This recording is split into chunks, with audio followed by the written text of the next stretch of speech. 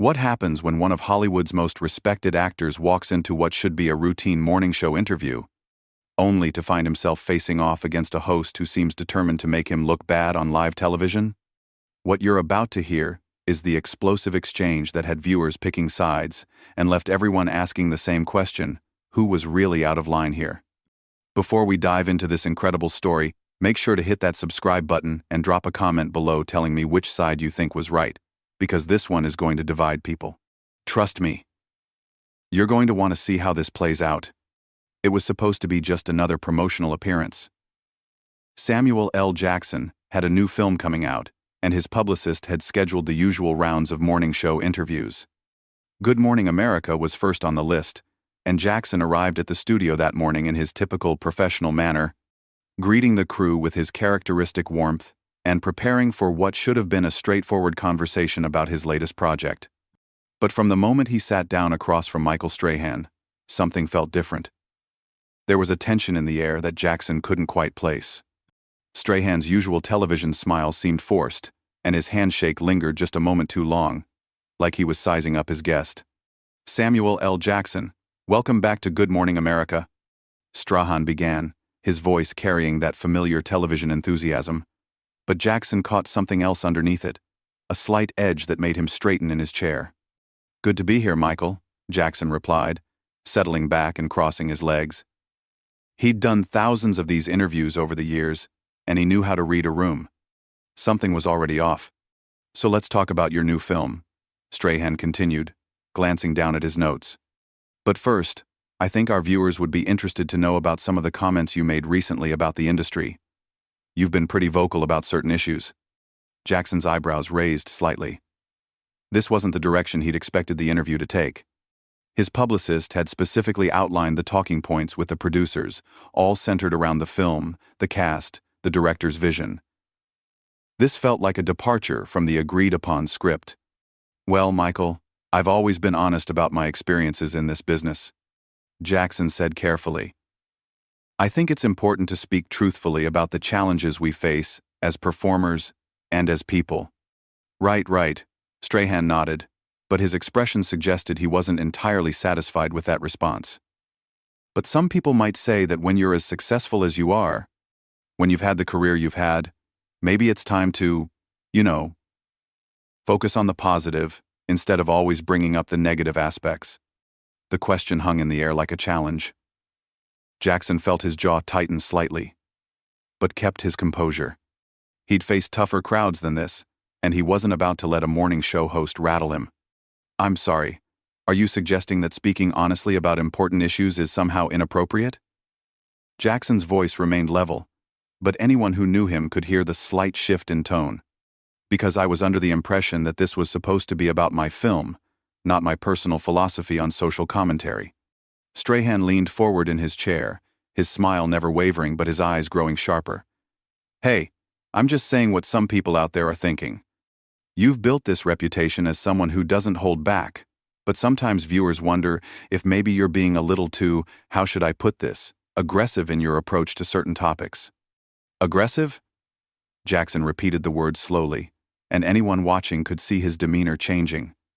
The easygoing movie star persona was giving way to something more intense.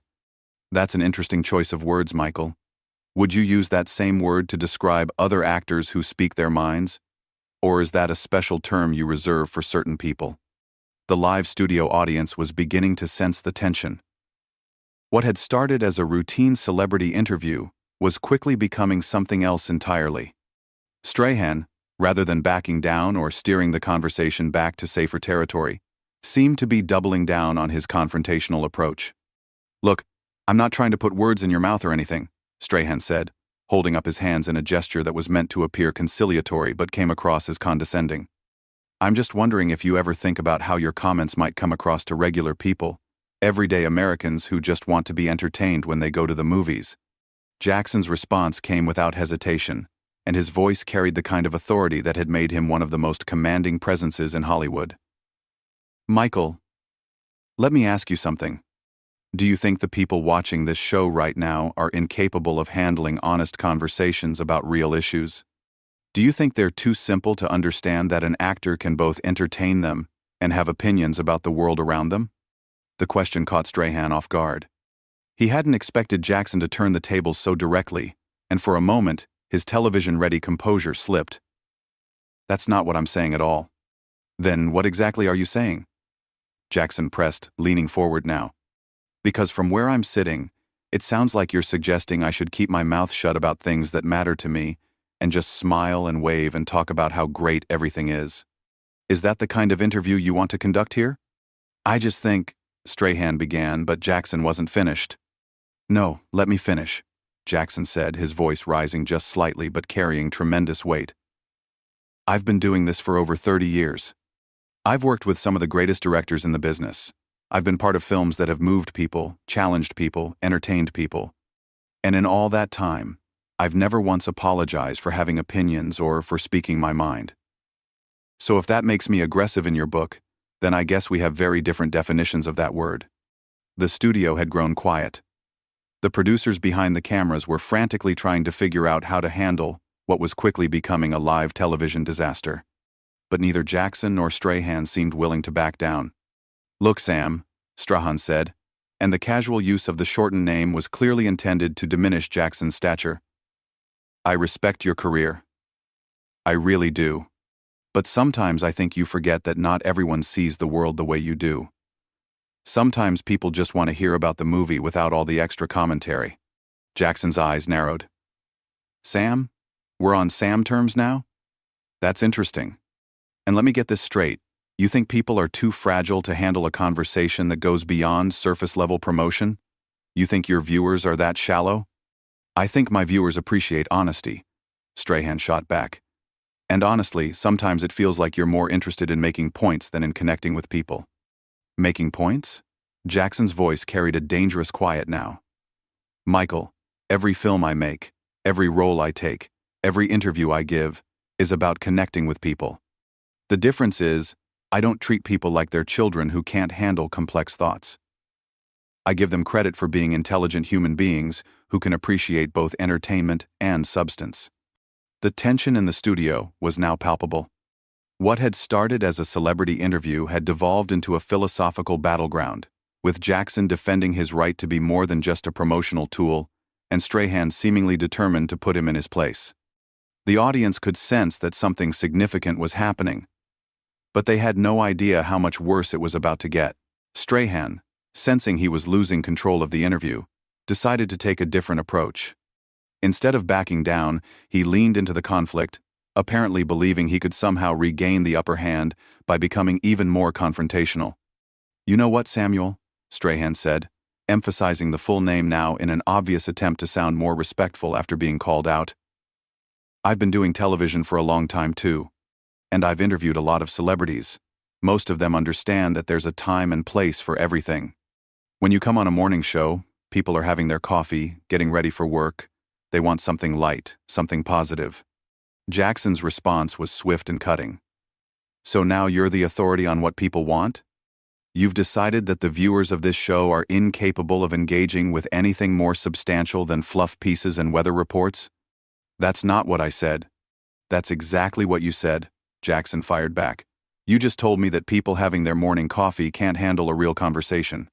You've essentially called your own audience shallow, but somehow I'm the problem for giving them credit for being more intelligent than that. Strahan's jaw tightened visibly. Look, I know you think you're making some kind of profound point here, but this is Good Morning America, not a philosophy class. People tune in for entertainment and information, not to be lectured. Lectured? Jackson's voice rose slightly, and the studio audience shifted uncomfortably in their seats. Michael, having an opinion and expressing it thoughtfully isn't lecturing. It's called being a human being. But apparently, in your world, celebrities are supposed to be nothing more than trained seals, clapping and barking on command when you want them to promote something. That's ridiculous, and you know it.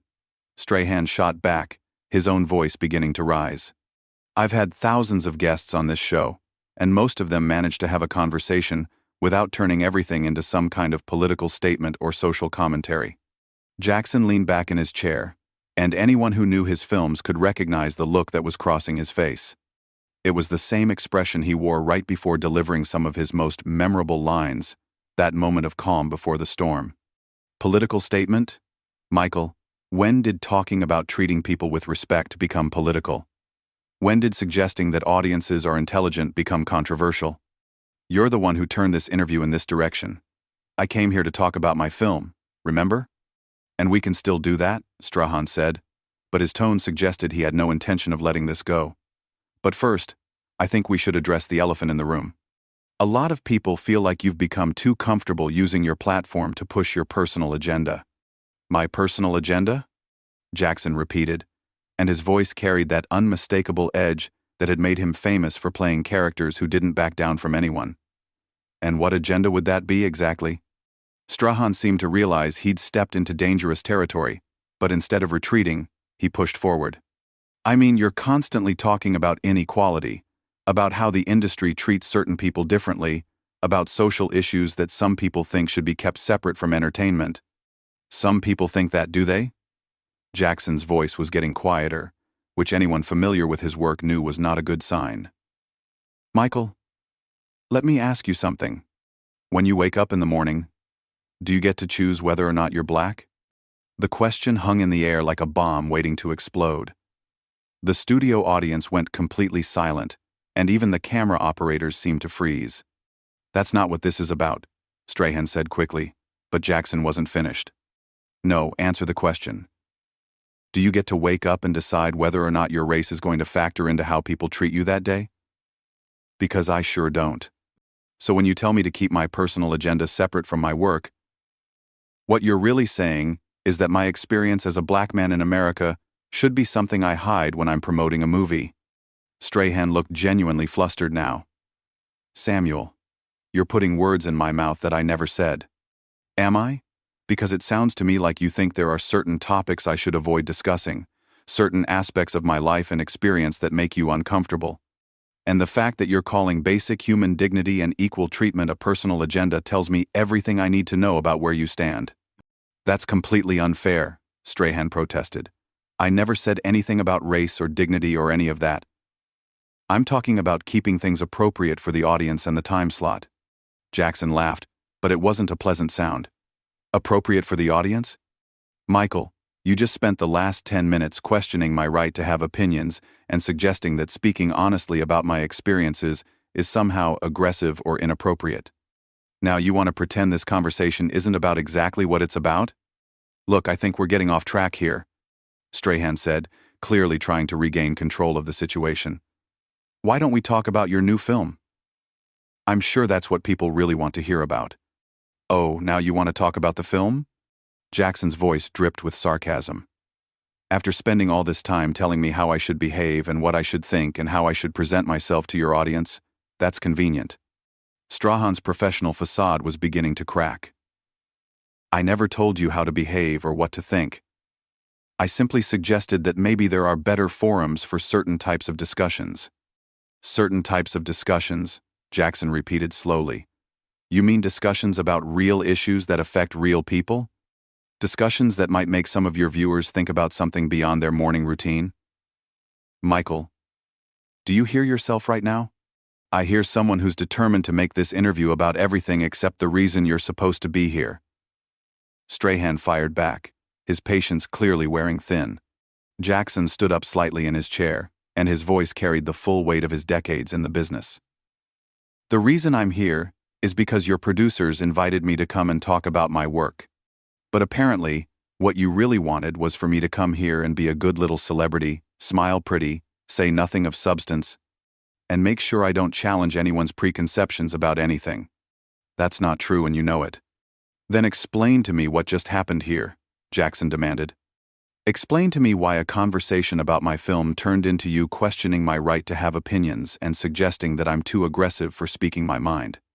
Explain to me why you think it's appropriate to sit there and tell me how I should conduct myself as a public figure. Strahan looked directly into the camera, as if appealing to the viewers at home. I think our audience can see what's happening here. I asked some reasonable questions, and instead of having a normal conversation, we've gotten lectures and accusations. Jackson's eyes flashed dangerously. You just did it again. You just dismissed everything I said as lectures and accusations, instead of addressing the actual points I raised. Michael, you've been condescending and disrespectful from the moment I sat down, and now you want to play victim because I called you on it. The tension in the studio had reached a breaking point. Production assistants were whispering frantically to each other, and the director was making urgent gestures from behind the cameras. But both men seemed locked in a battle of wills that neither was prepared to lose. "I've been nothing but professional," Strahan insisted, but his voice betrayed his growing frustration. "Professional?" Jackson's laugh was bitter. "Michael, you've questioned my integrity, dismissed my intelligence, and suggested that I should keep my mouth shut about issues that matter to me. If that's your definition of professional, then we have very different standards. What happened next would go down as one of the most shocking moments in morning television history." Strahan, apparently believing he could somehow salvage the situation by doubling down on his position, made a decision that would prove to be a massive miscalculation. "You know what, Samuel?" Strahan said, his voice taking on a tone that suggested he thought he was about to deliver some kind of devastating comeback. "Maybe the problem isn't with my questions. Maybe the problem is that you've become so used to people walking on eggshells around you that you can't handle it when someone treats you like a regular guest instead of giving you special treatment." The words hit the studio like a thunderclap. The audience audibly gasped, and even the crew members behind the cameras looked stunned. Jackson's face went completely still, and for a moment, the silence was deafening. "Special treatment," Jackson repeated, his voice deadly quiet. "Michael, did you just suggest that expecting basic respect and professionalism is asking for special treatment?" Strahan seemed to realize he'd crossed a line, but instead of backing down, he pressed forward with what would prove to be career-damaging stubbornness. "I'm just saying that every guest who comes on this show gets the same treatment. I ask tough questions, I challenge people. That's what good interviewers do." "Tough questions?" Jackson's voice was rising now, and his famous intensity was on full display. "Michael, you haven't asked me a single question about my craft, my preparation, my process, or anything related to why I'm supposedly here. Instead, you've spent this entire time trying to put me in my place and suggesting that I should be grateful for the opportunity to sit here and be insulted on live television. That's not what happened, and you know it." Strahan shot back, but his voice lacked conviction now. Jackson stood up from his chair, and the movement was so sudden and decisive that several audience members actually leaned back in their seats. "Michael, let me tell you what happened here. You decided before I even sat down that you were going to try to embarrass me on your show. You thought you could score some points by putting the uppity actor in his place, and you miscalculated badly." "Sit down, Samuel. We're not finished here," Strahan said, trying to reassert some authority, but his words only made things worse. Jackson's response was delivered with the kind of controlled fury that had made him a legend. "Oh, we're finished all right, but let me make something crystal clear before I walk out of here. You don't get to tell me to sit down. You don't get to dismiss my concerns as lectures. And you certainly don't get to suggest that expecting to be treated with basic human dignity is asking for special treatment. You're overreacting," Strahan said, but his voice was getting smaller. "Overreacting?" Jackson's laugh was sharp and humorless. "Michael, you just spent 20 minutes trying to humiliate a guest on live television, and when he refused to take it quietly, you accused him of overreacting. Do you understand how that sounds?" Strahan looked around the studio as if seeking support, but found none. The crew was staring at him with expressions ranging from shock to disappointment, and the audience was completely silent, hanging on every word of this unprecedented confrontation. "Look, maybe we both got a little heated," Strahan said, clearly trying to find some kind of middle ground, but Jackson wasn't interested in compromise. "No, Michael, you got heated. I got disrespected. There's a difference.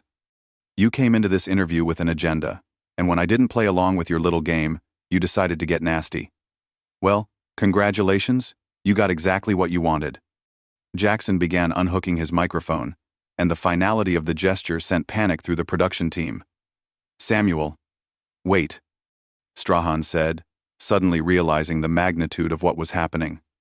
"We can work this out." "Work what out?"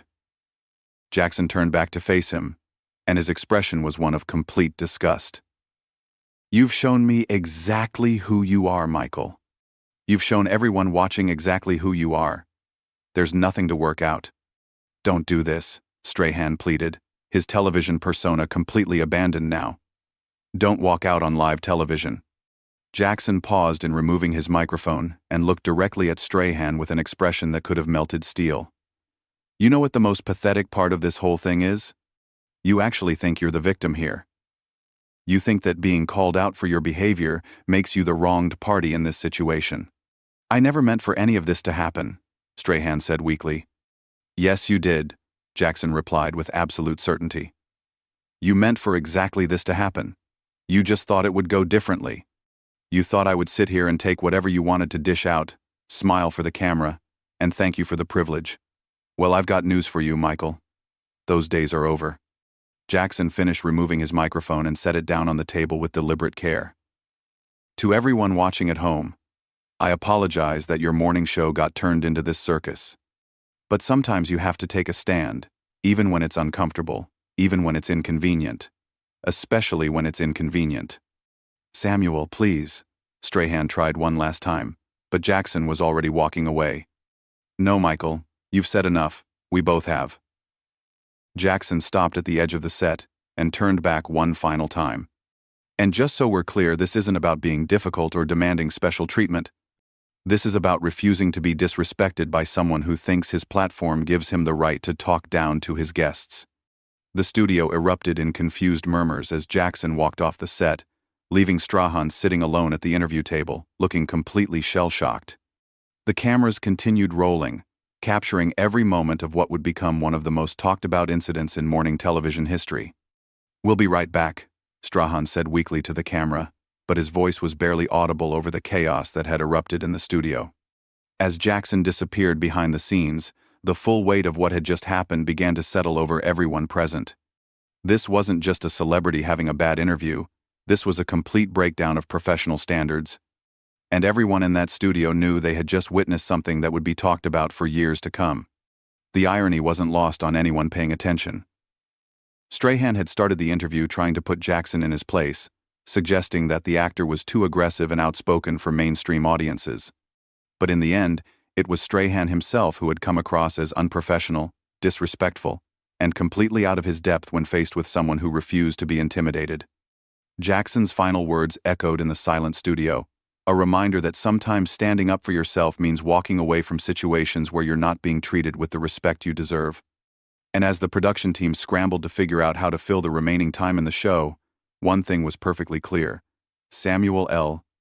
Jackson had just reminded everyone watching why he's considered one of the most formidable presences in entertainment, both on screen and off. So there you have it. The complete breakdown of one of the most explosive morning show interviews ever recorded. What do you think? Was Samuel L. Jackson right to walk out? Or should he have handled things differently? Drop your thoughts in the comments below, hit that subscribe button for more incredible stories like this one, and let me know what other celebrity confrontations you'd like to hear about. Because if this taught us anything, it's that sometimes the most revealing moments happen when the cameras are rolling and nobody's following the script.